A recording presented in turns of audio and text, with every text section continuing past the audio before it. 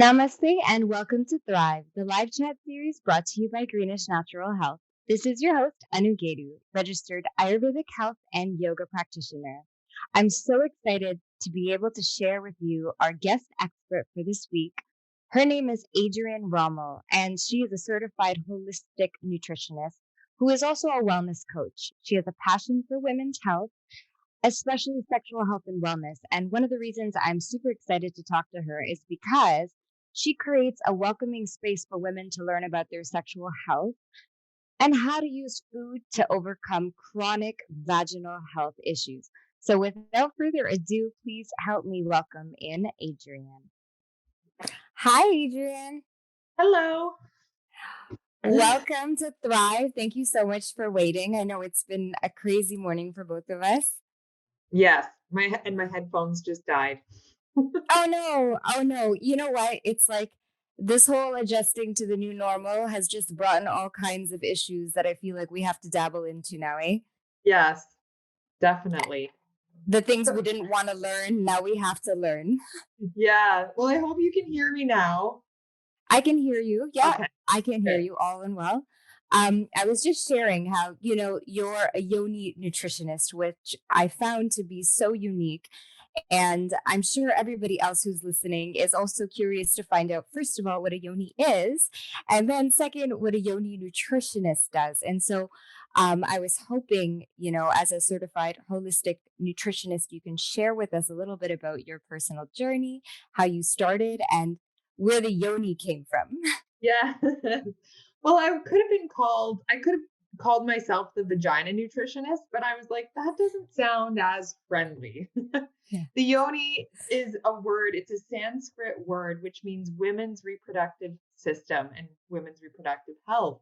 And I always wanted to incorporate the word yoni in what I was doing. And then when I Mhm. decided on the yoni nutritionist, I was like, it's perfect because it not only talks about vaginal health as actual vaginal health, but it kind of goes Mhm. into the whole holistic side of things and spiritual side of things, which is how I work as a holistic nutritionist. I love that because I study Ayurveda, and as an Ayurvedic practitioner, Yoni means quite a few things in terms of how you connect with oneself in your body and the way that you honor your body and the different phases in connection to nature. And Mhm. so I found it to be so amazing that you chose such a unique description to describe, especially the work that you do with women, because for me as well, I I really focus on the cycles and women's health and seeing how that impacts just your everyday life, like the way you are, the way you interact with people. And I guess for me, it didn't occur until I was younger and I started noticing just some imbalances in my regular life that I was feeling when it came to just menstrual health and certain issues that I started to explore. So I wanted to know kind of like where your motivation came from and how you started your journey. Well, I have struggled with my own vaginal health my entire life. From the time I started becoming sexually active in my teens, like when I was 15 years old, I have been experiencing recurring yeast infections. So I used to get recurring yeast infections in my teens. And then in my early 20s, I went through an HPV diagnosis, which Okay. was a high grade, like a high risk type of HPV. And I even went through the whole colposcopy procedures and the LEEP procedures. And then I got diagnosed with HSV2. And Okay. for people who aren't familiar with that term, that's basically genital herpes.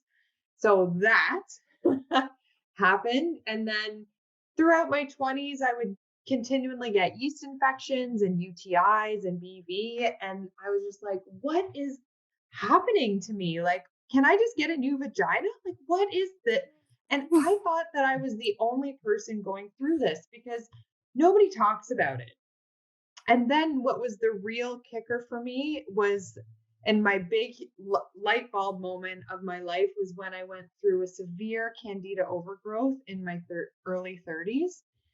And Hmm. that was basically a yeast infection that took over my entire body. And I learned how to eliminate this candida overgrowth naturally through diet and nutrition and wellness practices. And that's when I quit my corporate job of 12 years and thought, oh my God, you really are what you eat. And this works because it worked for me. It cleared up all of the symptoms I was experiencing with candida overgrowth. And I quit my corporate job, decided to go back to school to become a holistic nutritionist so that I could help other women that are experiencing the same things. Because I thought for sure if I'm going through all of these things, I for sure am not the only one. I just love what you shared. First of all, thank you for, being so open and authentic about your experience. I think that's such an important thing. And I deeply honor women who are able to empower other women through their own journeys through that. And something that you had said, I was wondering more about when you had said that, there was a point where the candida experience that you were having was just taking over your whole body. And what were some of the indicators, I guess, that you were experiencing? Yeah. Some of the symptoms I was experiencing personally was I was getting yeast infections once or twice a month. I was getting cystic acne all over my face, but especially on my forehead. So bad. It was at the point where I was like embarrassed to go out in public or have my photo taken. Like it was really bad. And this was when I was in my 30s, early 30s. And I was tired all the time. I couldn't get over how tired I was. I even started looking up chronic fatigue syndrome because that's what I thought I had because I was so tired. I had no energy. I was so lethargic. Come 3 o'clock in the afternoon, I could barely keep my eyes open. And I felt like I was drunk all the time. Like I had this brain fog and I couldn't Hmm. remember things that happened yesterday. It was weird. And then I got this crazy sinus infection that I couldn't get rid of no matter how much medication I took. And I kept going back to the doc. Oh, and I also got BV in there, which is bacterial vaginosis, which is another vaginal infection. And I kept going back to the doctors and I'm like, something is wrong with me. This keeps happening. And he's like, oh, you just have a yeast infection. Here's a prescription for some medication. Take it and come back in a couple of weeks if it Hmm. doesn't go away. And then, of course, a couple of weeks later, I go back and I'm like, it's back. I don't know what's good. There's something going on with me. And my doctor just couldn't tell me what it was. And it wasn't until I did my own research and I went into a health food store actually, and I was like, I will do anything. Here are all of my symptoms. Just tell me what to do and I'll do it. I'm desperate. Like, this is starting to take over my life. And they're like, oh, you have candida overgrowth. You just have to change your diet and take all these supplements. And I was like, what? It's that easy? I mean, it wasn't easy, but I was like, I have been spending so much money, Hmm. so much time wasting, so much energy at the doctors trying to figure out what's going on with me, but they couldn't tell me what to do. And their only recommended solution was medication. So I was able to heal it through a holistic and natural way. And that was when I was like, oh my God, this works. It I just works. have chills like going through my body when you're saying that. Yeah, my skin cleared up within 3 weeks. I had more energy than I ever had. My yeast infections went away. Within, I did this for about 6 to 8 weeks or so. I did a candida elimination diet, which was it's a pretty strict protocol with Hmm. diet and supplements and wellness practices and stuff. But it was worth it because it took all my symptoms away. And the thing is, like, it really started impacting my mental and emotional health. And because it was so unpredictable, it was so inconvenient and uncomfortable. And it started affecting my relationship with my partner because I didn't want to have sex and I didn't want to be intimate because I just didn't Hmm. feel good. My vagina didn't feel good. And when my vagina doesn't feel good, I don't feel good. Straight up. So, yeah, it Yeah. really You know? affected it started affecting me mentally and emotionally as well. And that's when I was like, I can't do this anymore.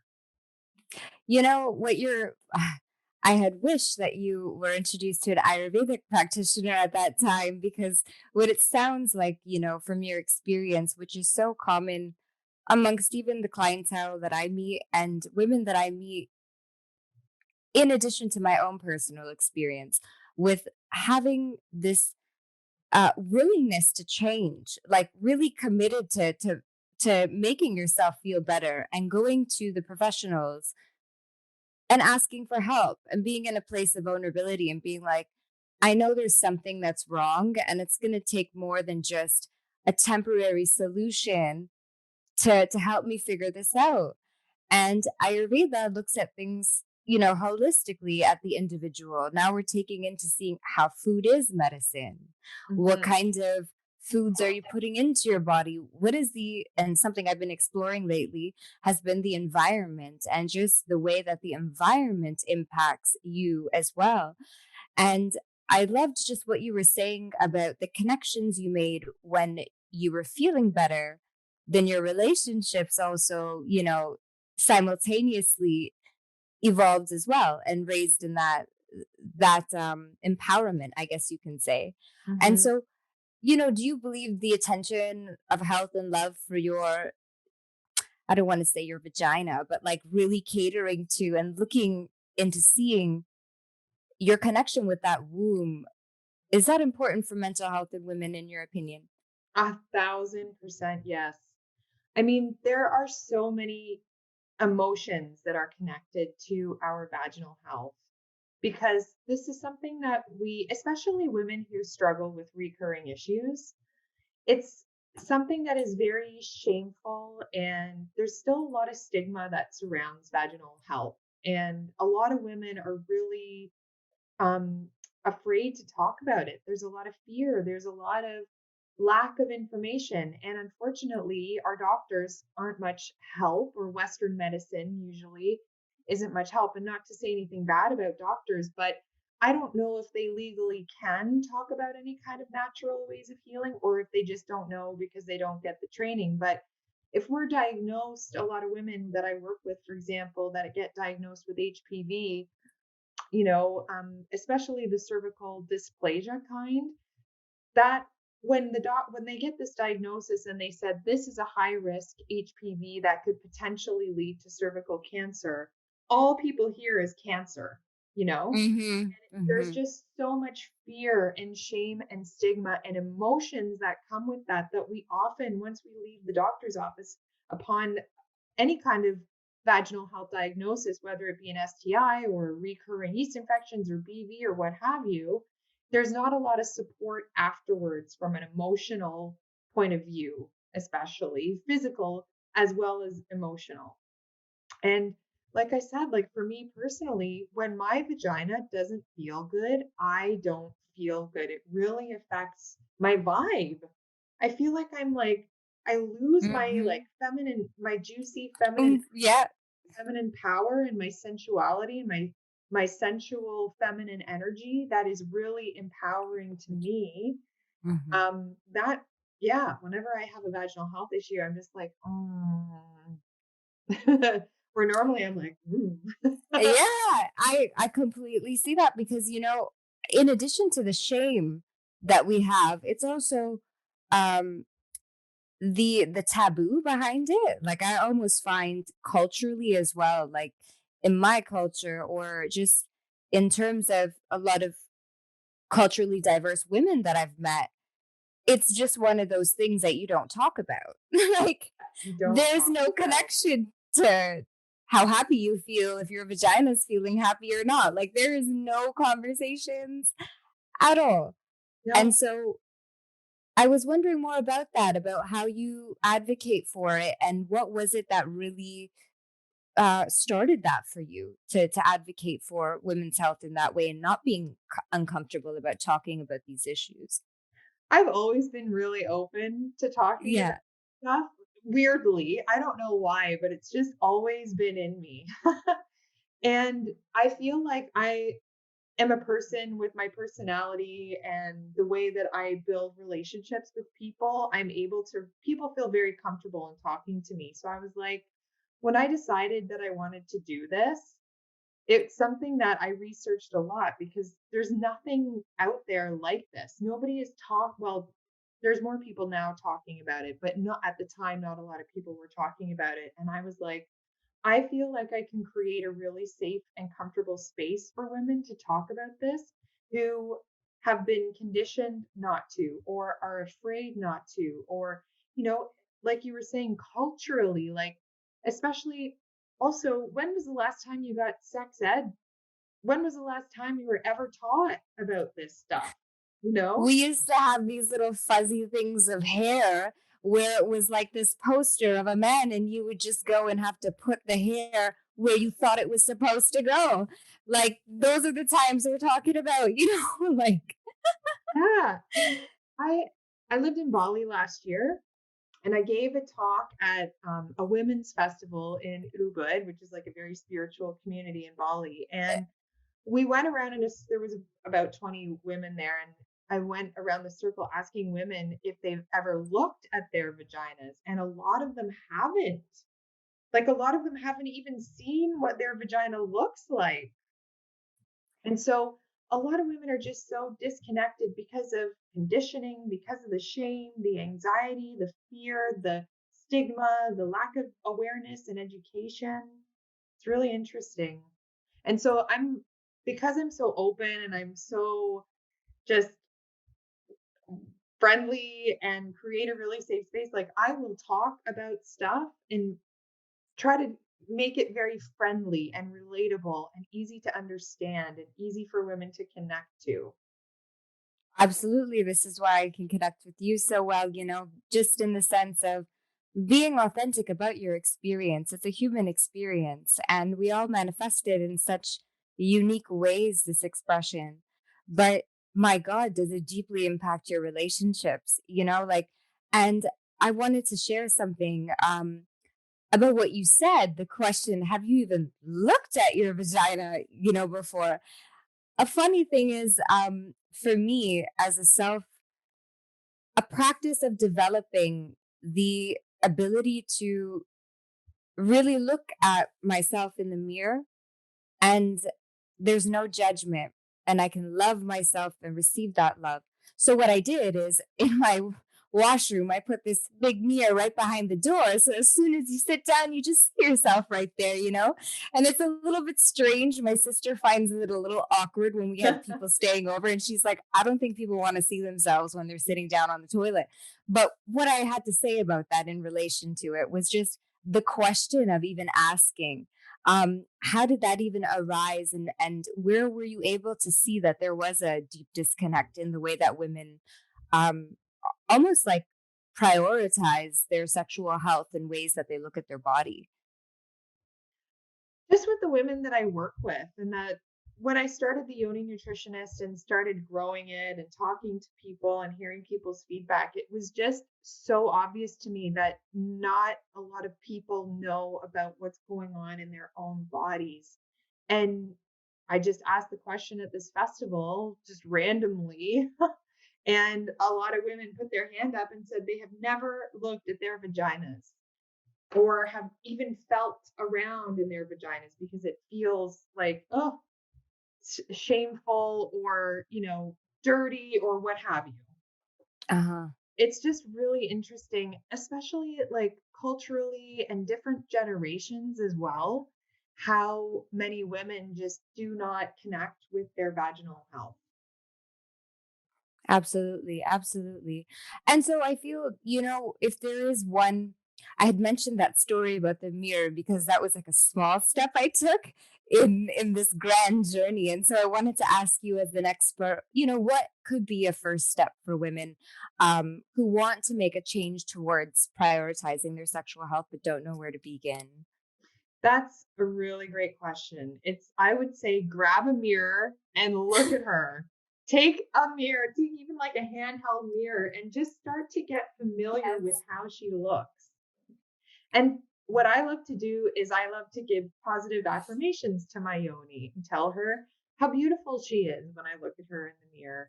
Even when I'm having a yeast infection or a genital herpes outbreak, especially those times, I give her Mhm. a lot more love and attention when I'm going through a vaginal health issue.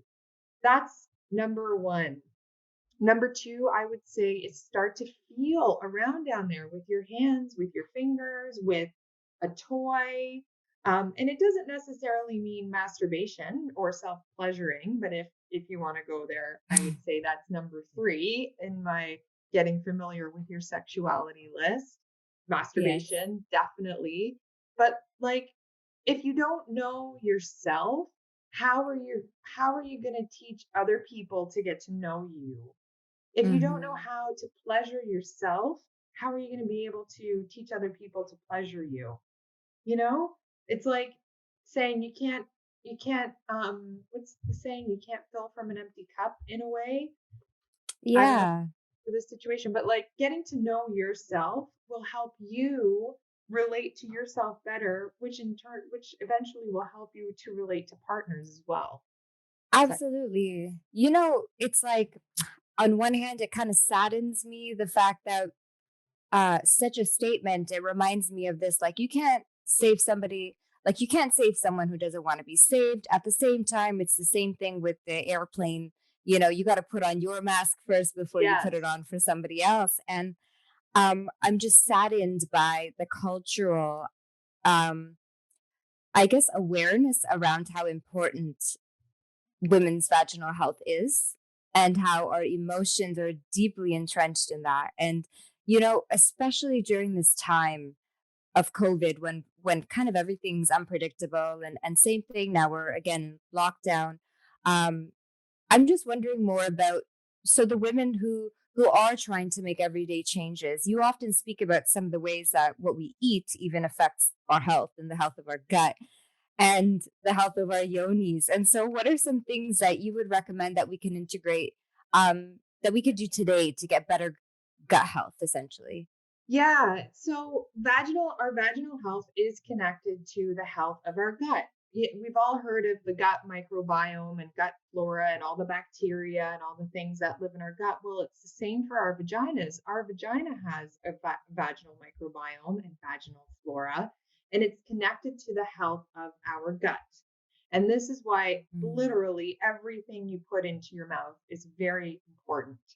So I'll just kind of list some things to include in your diet, just some really high level things. And then I'll tell you what people need to exclude, just some high level things as well. So what I like to do is the way I eat and the way I teach people how to eat as a nutritionist is I say you need to eat 3 meals a day consistently because vaginal health and gut health is also about blood sugar balancing. So Mm. you need to make sure that you're eating consistently 3 meals a day every day and snacks in between if you're hungry. But you want to make sure that you're eating healthy snacks and healthy meals. So in my teaching, how I teach people to eat for their vagina and how I eat for my vagina, because I basically have revolved my life around my vaginal health and my diet. But I include three things at every meal, and those are good fats, good quality sources of protein, and low starch and low carb vegetables or carbs. Mhm. And so, three things: good fats, good quality protein, low starch vegetables or carbs. And low starch carbs are sweet potatoes, quinoa, millet, things like that. And low starch vegetables are basically anything green. There's a lot of sugar in a lot of vegetables, a lot of fruits, a lot of carbohydrates like bread and pasta and starchy carbs. And when the body breaks that down, sometimes it breaks it down into sugars, which feeds the gut bacteria and causes it to overgrow, like just like I had this candida overgrowth. I thought I was eating healthy, but I was not. I was Yes. essentially feeding the candida, causing it to overgrow. So I've learned that to maintain my vaginal health is to include these three things at every meal. Eliminating the things you want to exclude are the three inflammatory foods, which are really hard for everybody. And those are dairy, gluten, and sugar. Sugar is the worst thing that you can eat for your vagina. Yeah. The worst. And I'm not just talking about like candy and ice cream and all of the baked sugary things. I'm talking about like even healthy sugars. You know, when you, Mangoes. yes, mangoes. Yes. Oh my God. Yeah. We all love mangoes. I've been one to learn how deeply entrenched with sugar mangoes can be after Yes. my just I just love it so much, but that is the education piece that you're speaking to, which is so important. Yes. So, and you see a lot of these gluten-free, paleo-friendly, keto, blah, blah, blah desserts. You'd think those are healthy because they're labeled as, gluten-free, paleo, whatever, but they still have a ton of sugar. So you just have to be super mindful, especially when you struggle with recurring vaginal health issues. I mean, not everybody does. Not every person that is born with a female reproductive system struggles. So if, lucky you, if you don't, you probably can get away with eating these things.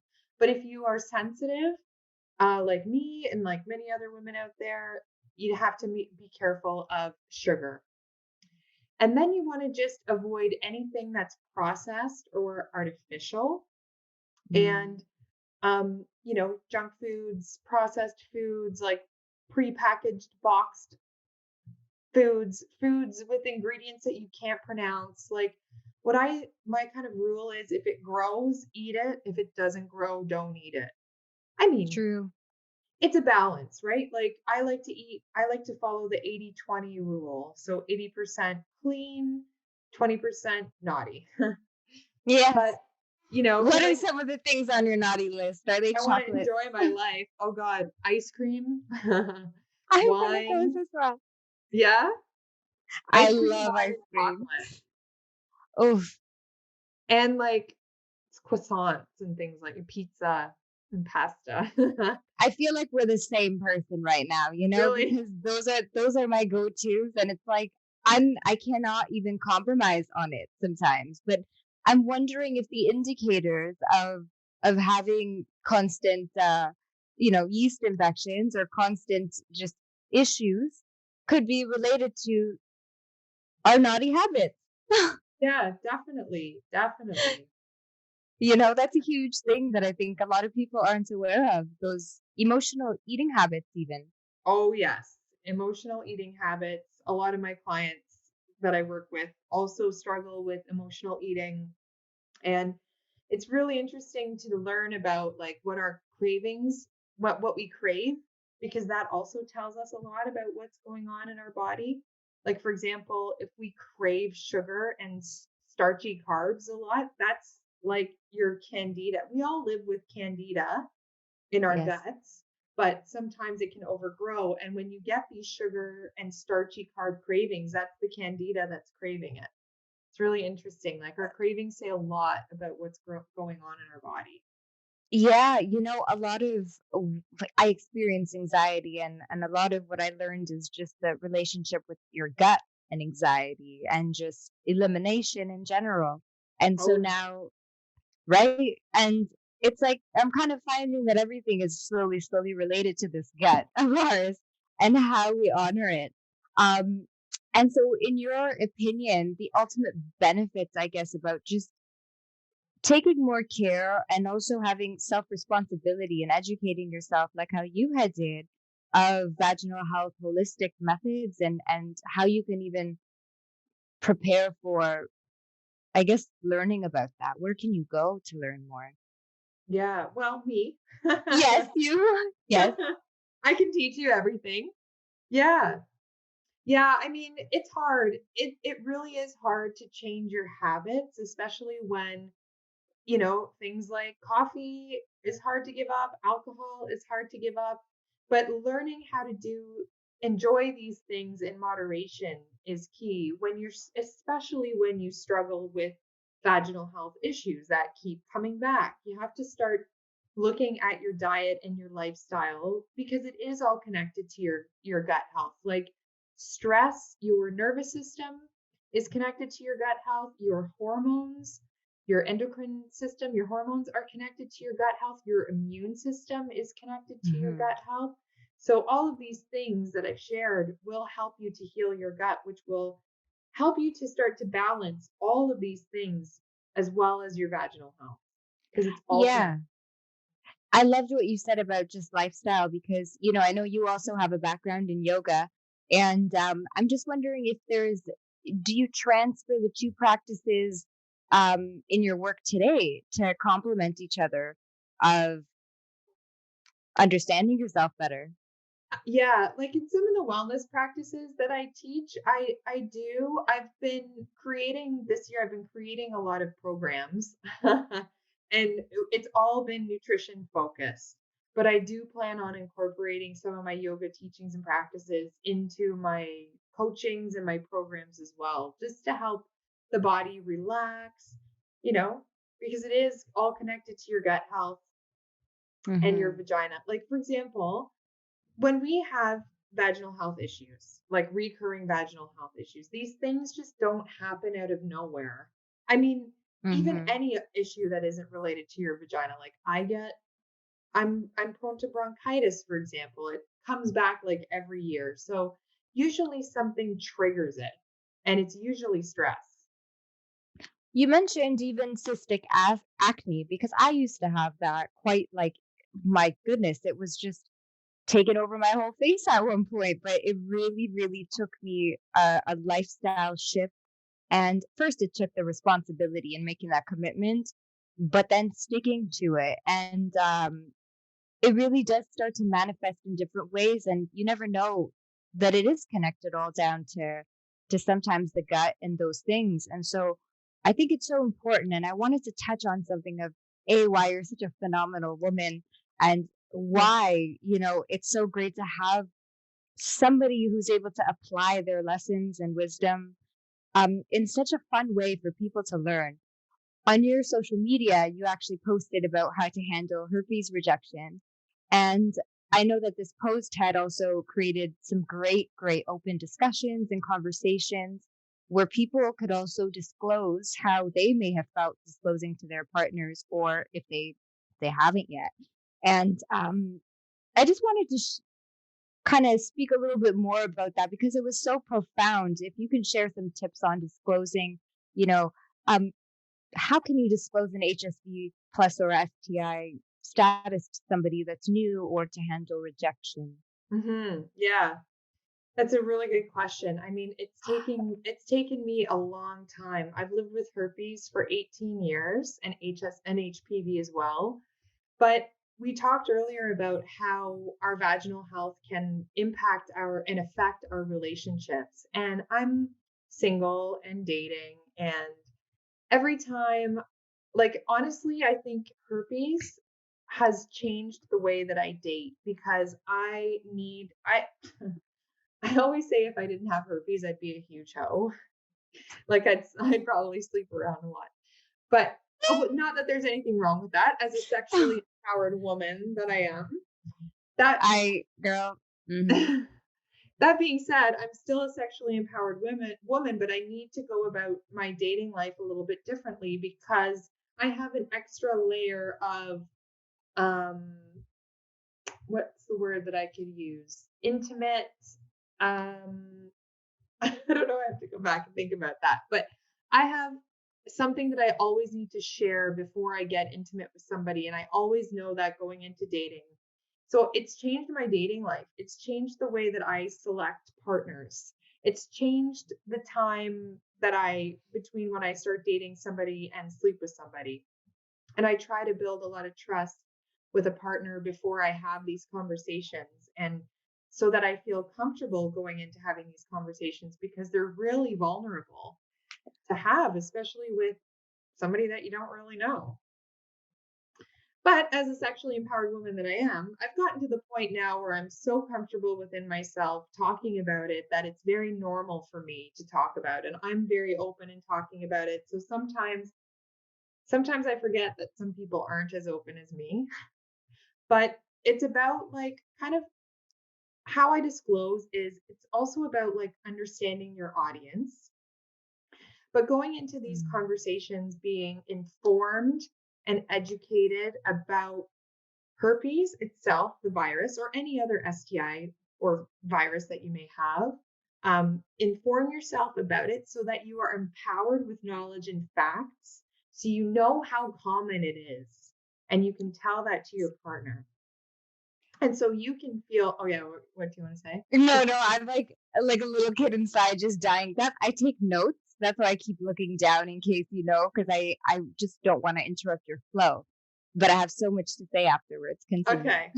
Yeah, so just learning as much as you can to inform yourself, which that will help you feel very empowered going into these conversations. And I always say it's not what you say, it's how you say it.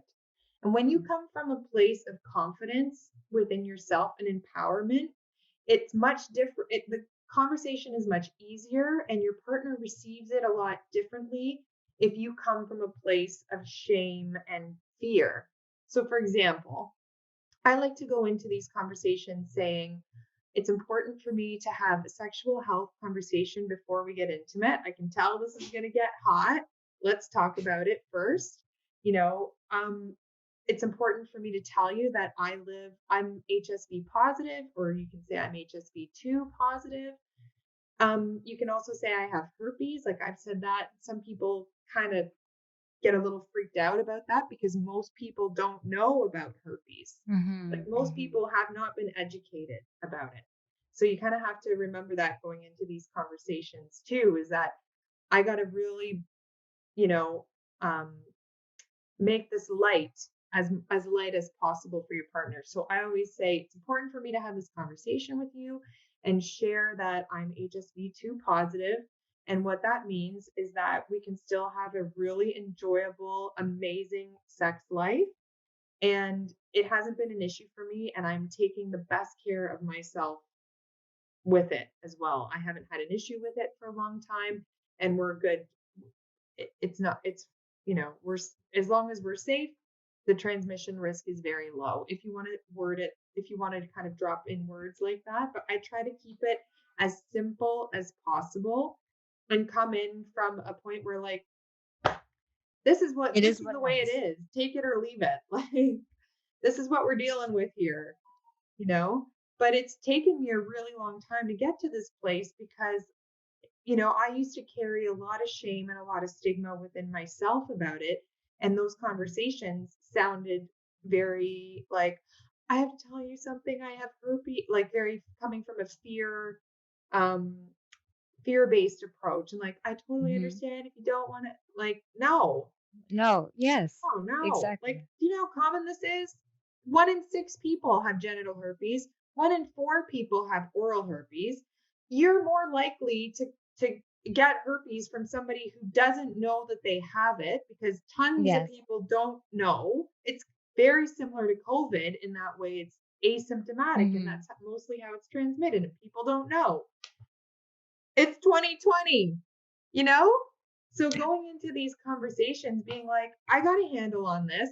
This is what we're dealing with. We can still have an awesome time. Let's move forward. You know what? I just love it all. It's like the whole package is there. And what I'm hearing is just you have to be standing in your truth and owning that truth because essentially you are your biggest and greatest advocate and you are the only one who will be able to create that change for yourself. And just a couple of questions I wanted to ask you. Um, for my own, and I apologize for my own ignorance and not knowing the difference between the being HSV1 versus HSV2. But a question that I wanted to ask you is, um, from my understanding, like even a cold sore could be considered you having a strain of herpes. Yes. And it's like, if we can look at that as herpes, and then you would approach a conversation and say, I have herpes, it's kind of like you are so correct about the way that you position it and inform others about how common it is. And the ways that we were able to learn about these, um, I guess, issues, health issues, and the way that it was kind of like portrayed to us as opposed to what the reality is. Yeah. I mean, if you remember your sex ed, we were taught that STIs and herpes are bad and dirty. And that's where the shame and the stigma come from. And like I said earlier, a lot of people don't know the facts, or they've never experienced somebody that lives with herpes before. So, the way that I just approached it is how I feel about it within myself. Like, it's 2020, dude, like get with the times. But, you know, I also, when I have these conversations with partners, I come from a very heart centered approach, giving some empathy to my partner who maybe has never experienced this before and doesn't understand anything about it and doesn't understand how it works. So I really try to soften it and simplify it and come from a place of love and kindness and compassion and patience, and say, okay, here's what we're dealing with, and here are some of, here's how it works for me. And I take really good care of myself. It's not an issue for me. And if it is, we just don't have sex. And there are times where I've positioned it like, when you have a cold sore on your lip, I get cold sores down there.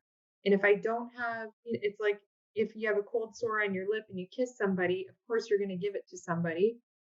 It's the same thing with herpes, with genital herpes. The thing that people don't understand about herpes is there's a thing called viral shedding. And this is often when we transmit, or when it's possible to transmit the virus, because our body is shedding the cells of the virus. And that's how it's most commonly transmitted, because I don't know anyone who would want to have sex with a herpes outbreak. Painful and it's awful, and why would you want to do that? But this viral shedding is when herpes is most often transmitted. Whether we have a cold, herpes here or herpes down there, there's still viral shedding. Whether you have HSV1, which is the cold sores here and genitally, or HSV2, which is just genitally. That's the difference between the two. But that's why it's really important to inform yourself about the facts of herpes and how to take the best care of yourself when you live with herpes, so that you can boost your immune system, take the suppressive therapy medication. I don't usually like to promote medication, but I will with herpes, because it reduces the risk of transmission in half, reduces the rate of transmission in half. So it's really good if you live with herpes, especially if you're experiencing recurring herpes outbreaks. There was a period in my life for 3 years, I was getting back to back to back outbreaks because I was really, really stressed. It was horrible. But that's another thing that we could talk about for hours. But it's important to understand how to take the best care of yourself so that you can prevent any kind of transmission with your partner. And also have a confident conversation with your partner when you disclose, to say, I know a lot about this. I'm taking really good care of it. I'm handling it. It's so empowering to hear that, because ultimately, you are the author of your life, and there should not be any type of judgments or hierarchies when it comes to love in that way and your experiences. And so, as the Yoni Nutritionist, I feel like you've created a safe and just a beautiful, beautiful, valuable resource for women and others who are struggling just even with these conversations with their sexual health, or have hit a wall with traditional, um, I guess, just going to the doctor and looking for a solution, and trying to get help, and just doing this big runaround for years. And so, what has been the greatest reward for you thus far, if you could say? Helping so many women. It's just, I get messages from women every day just saying how much I've helped them, and how just like those things that I talk about has helped them so much. And sometimes I do it like with the purpose of a specific message, but sometimes I'm just talking and I'm just, just In talking the about things. flow. yeah, with love. And they come to me and they're like, you have absolutely no idea how much that's helped me. You're changing my life. And I'm like, Yeah, right. Just it's the best feeling. It's the most rewarding to be able to help so many women. Like, I wish I had somebody like me back when I was struggling with all I these. say the same thing. Oh my goodness. Brings me to my next question though. With so much love that in this line of work and just your passion that, is just exuberating out of you. How do you practice self-care and how do you recharge throughout your day? Well, I practice a lot of self-care. I have my self-care Sundays, which I love. Nice. So self-care Sundays, I do not work on Sundays. I turn it off. Sometimes I'll post things, stories, whatever. Sometimes no. But I really like dedicate this day to do whatever I want to do, to allow myself to do whatever I want to do. If I want to eat that chocolate croissant, I'm going to have it.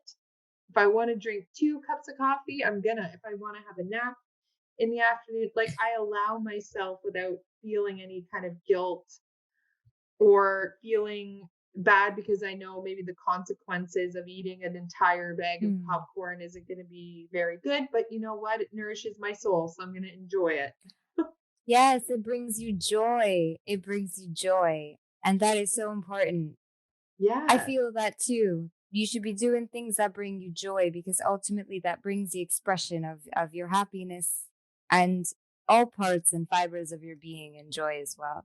I You find know. that a lot of, and me included, like, I have had a very hard time in my throughout my life allowing myself to relax because I feel like I should be doing this and I should be doing this and I Yeah. need to be doing this. And I feel like a lot of women are the same, especially women with families and kids with that don't have the luxury of time. Like, I'm a single woman, like, I live by myself.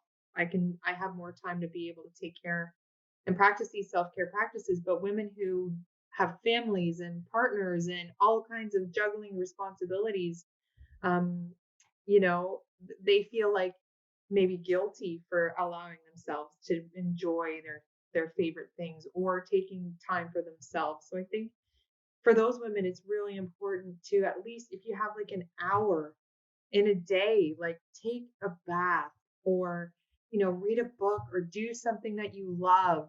Do some yoga, whether it be like an active yoga or restorative yoga, or like get outside and go for a walk. Treat Connect yourself. to nature. Yes. The Yes, big thing. connect to nature. That's what I do too every day. I need it. Yeah. I take a lot of baths with Epsom salt and essential oils. And, I just really love myself. You're tending to, that awareness of that unique. I guess everybody has their own unique potential, and you're just really toning, honing into that voice and honoring what you need and what's going to serve your body best. And what I love right now is that anybody who is listening, which I'm sure there's so many women who are going to just be excited to learn more from you, through you, and with you. And so you had shared with me that you are coming up with a candida elimination program, which I definitely want to be a part of, getting my mom on it, my sister, everybody. But please share more about that and also where people can find you, your social media or Oh, yeah. website. Yeah. So I have a candida elimination program online already. It's called Fuck Candida because it's so annoying. But I'm actually doing it in January as a group training. So right now I have it online for women who value just doing an online, just taking the information and doing it themselves. But in January, I'm doing it as a group training. So we're going to be like, I give everybody access to the online program that I have.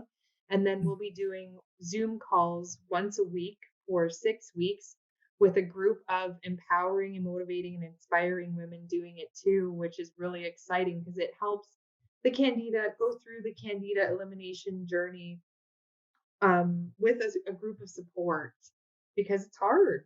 And I'm doing it too.